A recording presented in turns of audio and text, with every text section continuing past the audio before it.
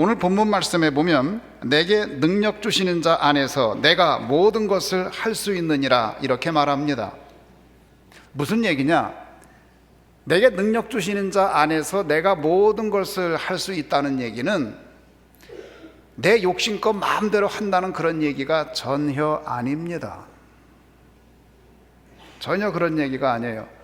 비천에 처할 줄도 알고 풍부에 처할 줄도 알기 때문에 어떤 상황이 오건 간에 내 욕심을 극복할 수 있는 힘을 얻어서 내 욕심대로 하지 않고 주님이 하라는 대로 무엇이건 할 수 있다는 능력, 그 능력을 소유한 것을 말합니다. 본문이 말하고자 하는 명제가 뭐냐? 이 본문 말씀이 기가 막히잖아요.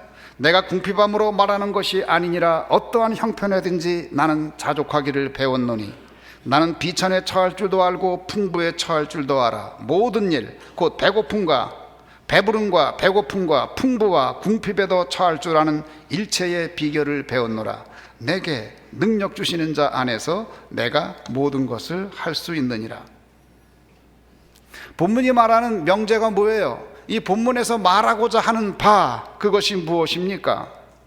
그것은 바울이 욕심에 지배되는 인간의 연약함을 극복했다, 그 얘기하는 거예요. 아무리 어려운 여건이라도 욕심에 지배당하지 않고 주님의 뜻대로 할 수 있다, 그 얘기를 하는 거예요. 본문이 말하고자 하는 바가 뭐냐?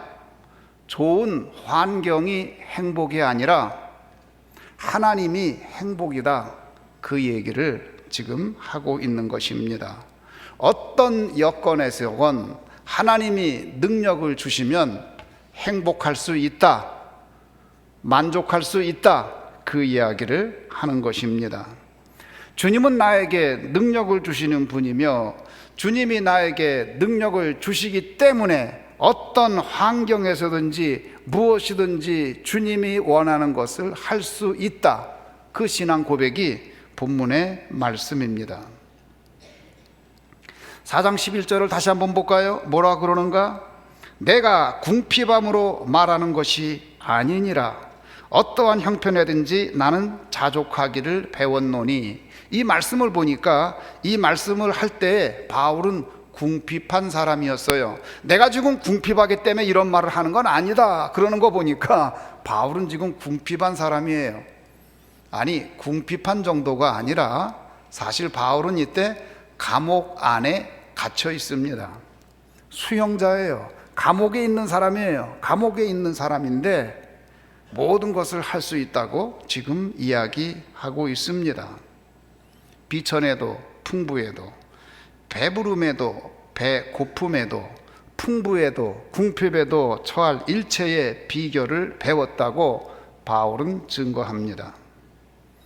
여러분 인생에는 그 비결이 있나요? 바울이 체득한 비결이 여러분에게 있나요? 자, 여기에는 두 가지의 그 상황이 대조가 되고 있어요. 우리 인생에서 대처하기 힘든 상황이 어느 때냐? 아주 가난할 때. 우리 인생에서 대처하기 힘든 때가 어느 때냐? 아주 부자일 때. 보통은 대처하기가 좀 쉬운데 어느 때 힘들다고요? 아주 가난하거나 또 어떤 때 아주 부유할 때 대처하기가 힘들다는 것을 전제하고 있어요. 그렇다고 그러면 과연 바울은 이 두 상황에서 그렇게 할 수 있었는가? 먼저 비천할 때, 가난할 때에 바울은 어떠했는가 한번 살펴볼까요? 바울은 배고픔 때문에, 가난함 때문에 어려움을 당할 때 과연 어떠했는가? 과연 그는 그때에 배고픈데도 불구하고 비천한데도 불구하고 돈이 다 떨어졌는데도 불구하고 인생이 행복했는가? 답은 뭐예요? 행복했어요. 오늘 편지가 말해주고 있잖아요. 바울은 감옥에 있으면서 감옥 밖에 있는 사람에게 편지를 씁니다. 기뻐하라. 내가 다시 말하노니 주 안에서 기뻐하라.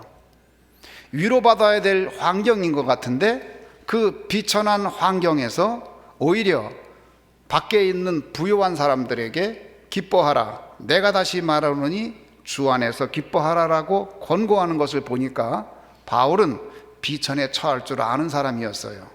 가난함에 처할 줄 아는 사람이었어요. 그는 과연 내게 능력 주시는 자 안에서 무엇이든지 할 수 있는 사람이었어요. 그런 의미에서 무엇이든지 할 수 있다는 거예요. 무슨 얘기예요? 욕심에 지배당하는 인간의 연약함을 극복했다는 거예요. 많은 사람들은 욕심에 지배당합니다. 그 연약함을 극복했다. 그래서 내가 무엇이든지 할 수 있다. 그렇게 증거하고 있는 것입니다. 욕심에 지배당하는 인간의 연약함을 극복하였기 때문에 비천한 상황, 배고픈 상황, 궁핍한 상황이지만 평강을 누리고 있다라고 고백하는 거예요. 감옥 안에 있지만 나는 지금 평강을 누리고 있다라고 말하고 있습니다.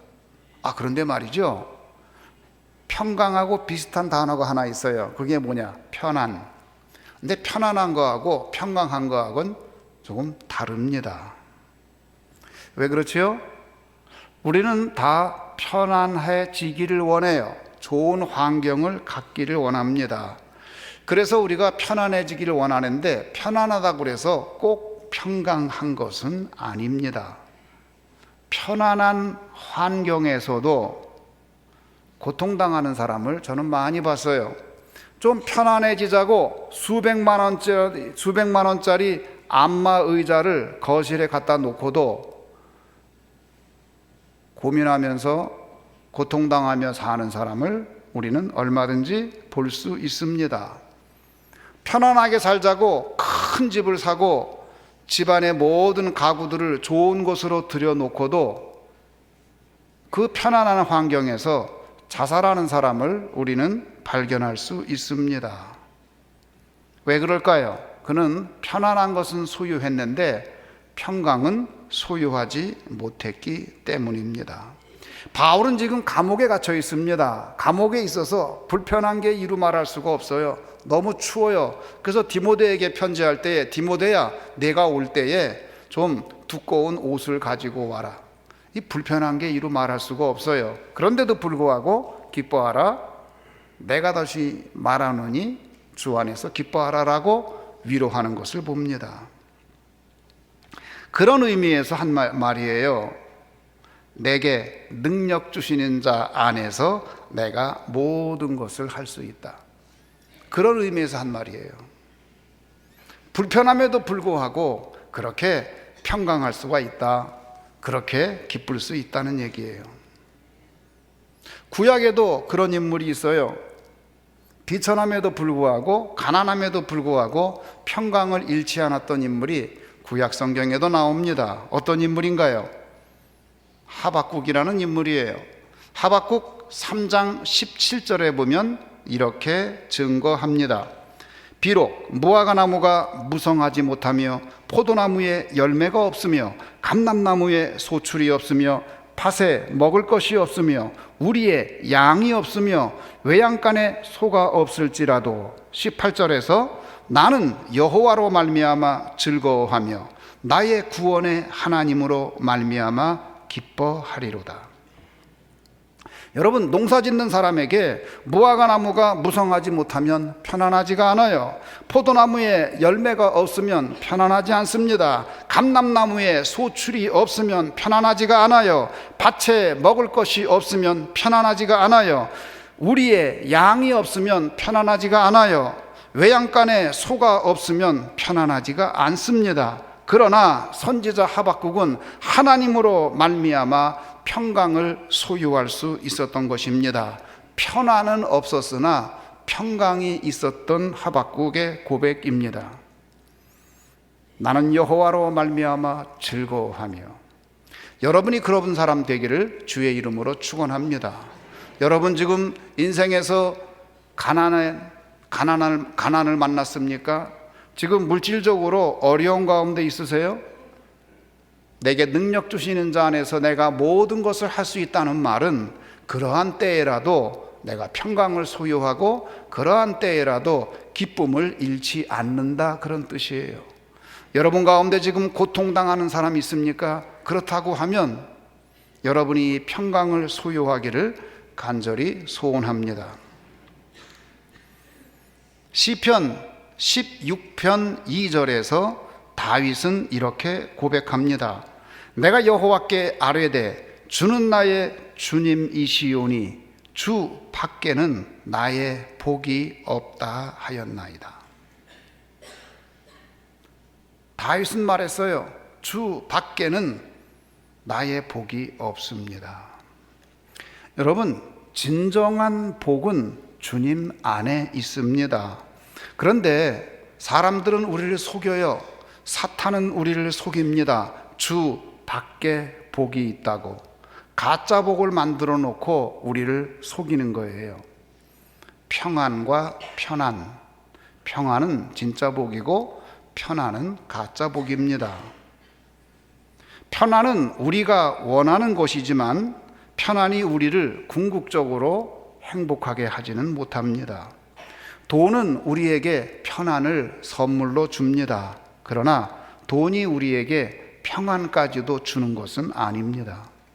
그래서 예수님께서는 요한복음 14장 27절에서 이렇게 증거합니다. 평안을 너희에게 끼치노니 곧 나의 평안을 너희에게 주노라. 내가 너희에게 주는 것은 세상이 주는 것과 같지 아니하니라. 너희는 마음에 근심하지도 말고 두려워하지도 말라.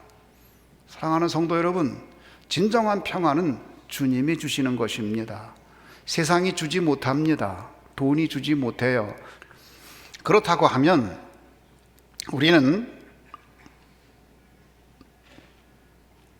세상의 소유에 집중하기보다는 하나님에게 집중하는 것이 현명할 겁니다.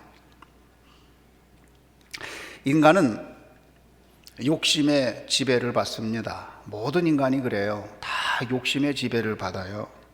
그 욕심을 이루기 위해서 애를 쓰고 그 욕심이 이루어지지 않으면 그것 때문에 실망하고 절망합니다. 꼭 여러분 가운데 지금 절망한 사람 있습니까? 그렇다 그러면 내가 진정으로 원하는 것이 무엇인가 한번 생각해 보세요. 한번 정직하게 살펴보세요. 욕심 때문에 그런 거 아니에요? 내가 인정받고자 하는 욕심, 내가 무시당하지 않고자 하는 욕심, 나를 알아달라는 욕심,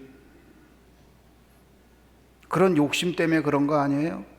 사람들에게 무시당하고 싶지 않은 욕심, 그런 것 때문에 절망한 거 아닌가요? 만약에 여러분이 절망한 그 근거가 그런 욕심에 있다 그러면 그 욕심 버리세요. 버리세요. 갖고 있지 마세요. 버리세요. 그리고 주님 안에 거하시기를 주의 이름으로 축원합니다. 그때에 비로소 우리에게 평강이 오는 거예요. 그 욕심을 내려놓기 전까지는 진정한 평강은 우리 가운데 오지 않아요.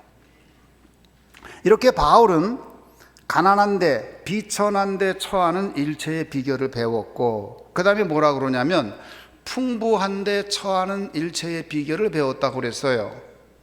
여러분이 생각할 때에 풍부한데 거하는 것은 쉬울 걸로 여겨질지 모르지만 아니에요. 여러분 중에 많은 분이 부자가 돼본 적이 없어서 그렇게 느끼는 분이 있는지 모르는데, 부자가 돼보면 참 어려워요. 어떻게 아냐고요? 제 주위에 아주 부자 있는 분들 제가 좀 알거든요. 근데 쉽지 않더라고요. 더 고민이 많고요, 더 신경 쓸 게 많고요, 참 힘든 게 많아요. 부요함에 처할 줄 아는 비결을 배우지 못하면 그에게 주어진 그 부가 결국은 그를 잡아먹어요. 그래서 그 인생이 망가지는 겁니다. 오히려 부가 그에게 짐이 되고 그 인생을 망가뜨리는 원인이 됩니다. 그러므로 우리는 풍부에 대처하는 비결을 또한 배워야 됩니다. 이 풍부에 대처하는 비결을 배우지 못한 사람, 구약에 보면 아합이라는 왕이 있습니다. 그분이 풍부에 대처하는 비결을 배우지 못했어요. 아마 이스라엘 국가에서 아합이 가장 부자였을 겁니다. 아합 왕만큼 부자가 없었어요. 아합 왕만큼 편안하게 산 사람도 없고 아합 왕만큼 화려하게 산 사람도 없습니다. 우리가 이스라엘에서 고고학 발굴 작업을 해보면 북왕국 이스라엘에서 발견되는 고고학 발굴물 중에 가장 화려하고 훌륭한 것들은 아합 왕 때 거예요. 아합 왕의 궁터에서 가장 훌륭한 것들이 발견돼요. 상아로 만든, 아프리카산 상아로 만든 침대가 발견돼요. 얼마나 호화로운가요?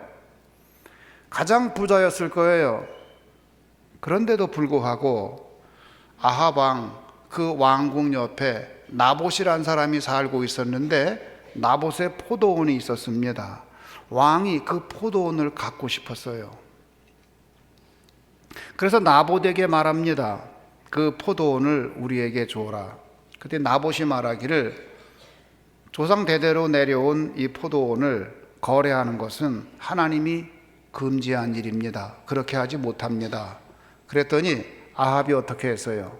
자기 부인을 통해서 외압을 가하고 그리고 거짓 증거를 만들어서 그가 왕실을 모독했다고 거짓 죄를 뒤집어 씌워서 그를 사형에 처합니다. 나봇은 사형당하고 그리고 그 나봇의 포도원을 아합이 차지하게 됩니다. 그때에 하나님의 사람 엘리야가 아합 왕에 대해서 예언을 합니다. 열왕기상 21장 19절에서 이렇게 증거합니다. 여호와의 말씀이 개들이 나봇의 피를 핥은 곳에서 개들이 내 피, 곧 내 몸의 피도 핥으리라 하였다 하라.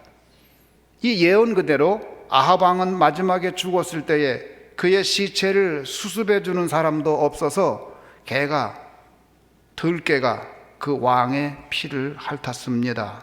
그리고 그뿐이 아니에요. 아합 왕만 멸망한 게 아니라 아합 왕 가문 전체가 멸망을 하고 멸문이 되는데 열왕기상 21장 24절에 이렇게 엘리야가 예언합니다.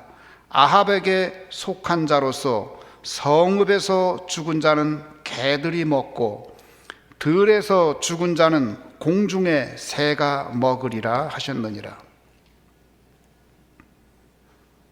아합 왕은 당대의 거부였습니다. 그러나 그는 그 풍부에 대처하는 비결을 찾지를 못했어요.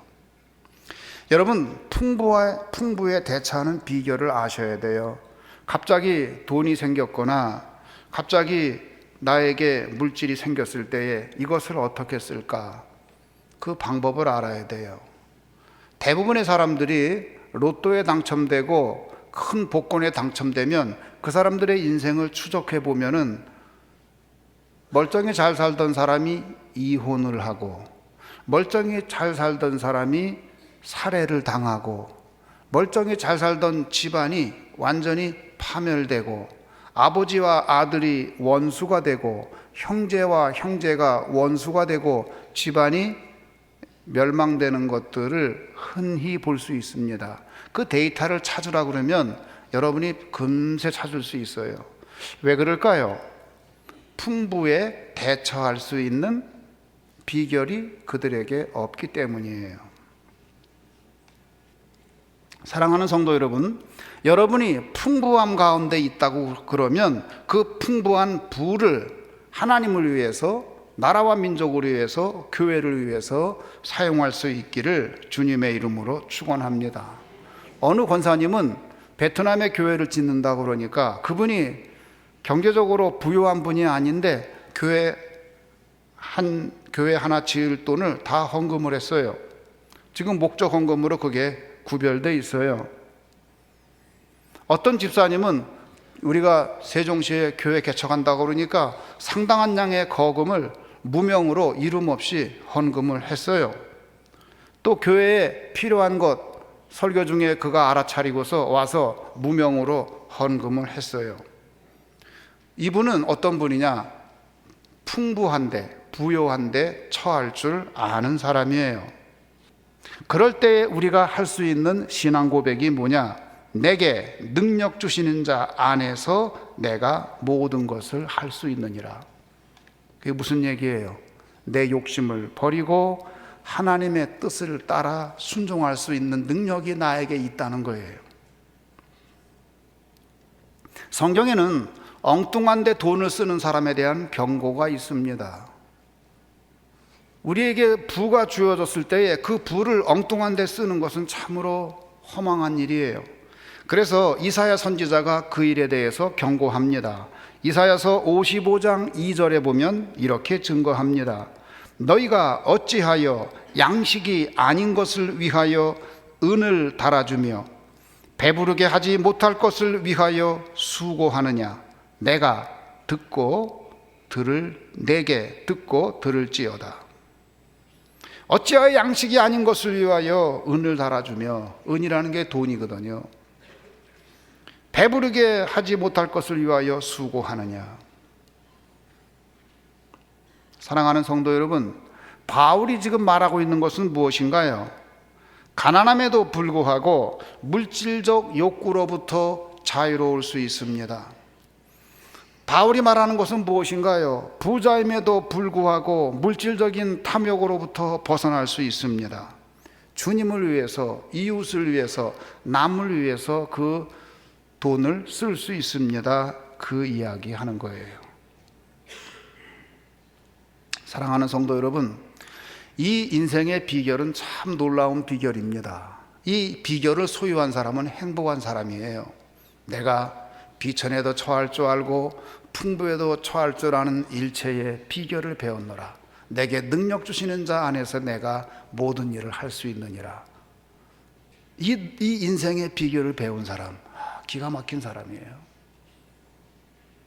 먼저 교회의 목사가 그 비결을 배워서 가난에도 처할 줄 알고 부에도 처할 줄 알아서 가난할 때에, 어려울 때에 신자를 불평하지 아니하고 자급이 적다고 신자를 불평하지 아니하고 오히려 그 교인들을 위해서 기뻐하라. 내가 다시 말하노니 기뻐하라. 그렇게 위로하는 목사라면, 그리고 그에게 부가 주어졌을 때에 그것을 남을 위해서 쓸 수 있는 목사라면, 아니 우리 교회 장로님들이 그렇게 비천한 데도 처할 줄 알아서 가난한 장로님은 가난함에도 불구하고 성도들을 말씀으로 위로를 하고 기뻐하라. 내가 다시 말하노니 주 안에서 기뻐하라 하고 교인들을 섬기고, 장로님들 가운데 부요한 사람들은 그 물질을 가지고 하나님을 위해서 사용을 하고 남을 위해서 사용하고 그렇게 한다면 그 교회가 아름다운 교회예요.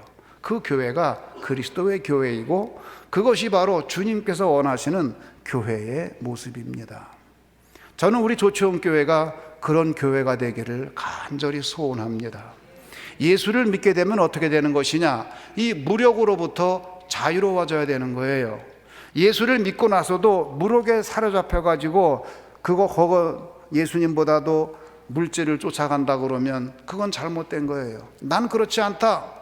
그 어느 상황에도 처할 수 있는 일체의 비결을 배웠고 내게 능력 주시는 자 안에서 내가 모든 것을 할 수 있다. 사랑하는 성도 여러분, 여러분은 어떤 사람인가요? 그렇게 할 수 있는 사람인가요? 아니면 할 수 없는 사람인가요? 바울은 그렇게 할 수 있는 사람이라고 말했습니다. 우리 조치원교회 성도들은 다 그렇게 할 수 있는 그러한 성도들이 다 되시기를 주님의 이름으로 축원합니다.